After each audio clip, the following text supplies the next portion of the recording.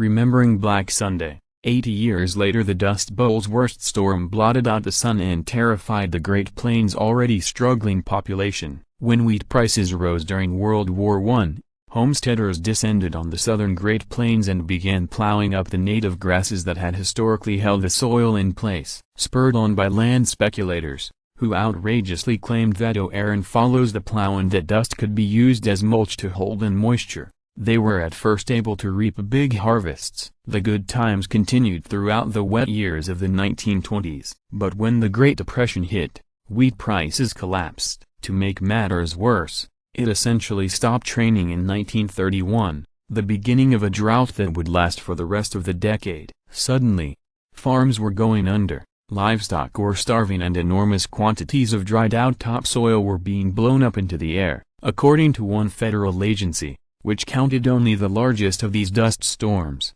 or black blizzards, 14 hit in 1932, followed by 38 in 1933. That was nothing, though, compared to what came later. Farmers were still trying to plant a crop and in many respects making it worse, said R.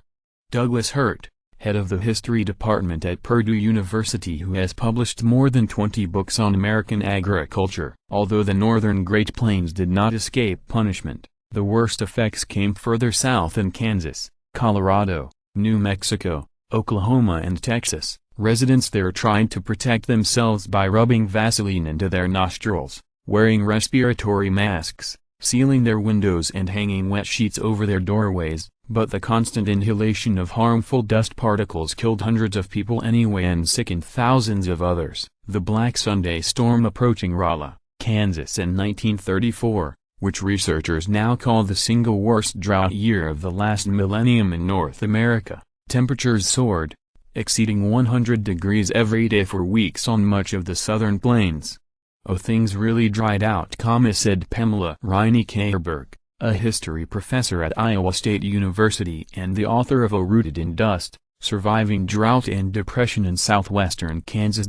So when spring of 1935 rolled around, there was a whole lot more baked dirt to throw up in the air than there had been in previous years. After months of brutal conditions, the skies finally cleared by the morning of April 14, 1935, and the winds died down, a rarity on the nearly treeless landscape. Residents came outside to do much-needed chores, to hang out in the sunshine or to go to church. Optimism abounded, with one Oklahoma minister declaring that a few good rainstorms would make the land fertile again. Alas, it was not to be. That morning, a cold front moving down from Canada clashed with warm air sitting over the Dakotas. In just a couple of hours, temperatures fell more than 30 degrees and the wind whipped into a frenzy, creating a dust cloud that grew to hundreds of miles wide and thousands of feet high as it headed south, reaching its full fury in southeastern Colorado, southwestern Kansas and the Texas and Oklahoma panhandles. It turned a sunny day totally dark. Drivers were forced to take refuge in their cars,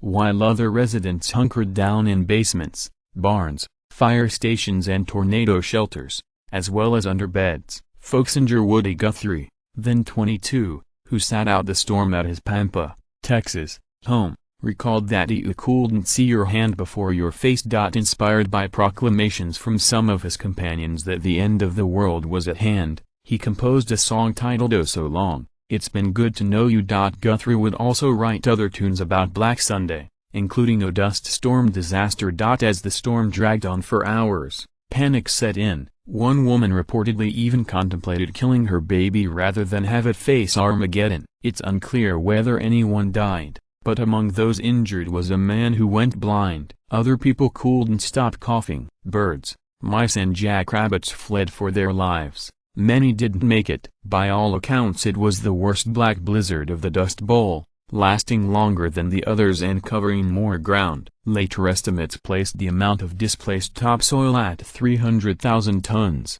some of which flew as far away as the East Coast. Everybody remembered where they were on Black Sunday, Riney-Kierberg said. For people on the southern plains, it was one of those defining experiences, like Pearl Harbor or Kennedy's assassination. The next day, as the remnants of the storm blew out into the Gulf of Mexico, An Associated Press reporter filed a story in which he referred to a life in the Dust Bowl of the continent. Quickly thereafter, the term Dust Bowl became part of the national lexicon, inspired by the myriad tales of suffering that proliferated in Black Sunday's wake. The federal government began paying farmers to take marginal lands out of production. It also incentivized improved agricultural practices, such as contour plowing and crop rotation, which reduced soil loss roughly 65%. By then, however, many families had given up hope. "Oh, Black Sunday really discourages an enormous number of people," Rini Kjærberg explained. For some, it's the tipping point that tells them it's time to go.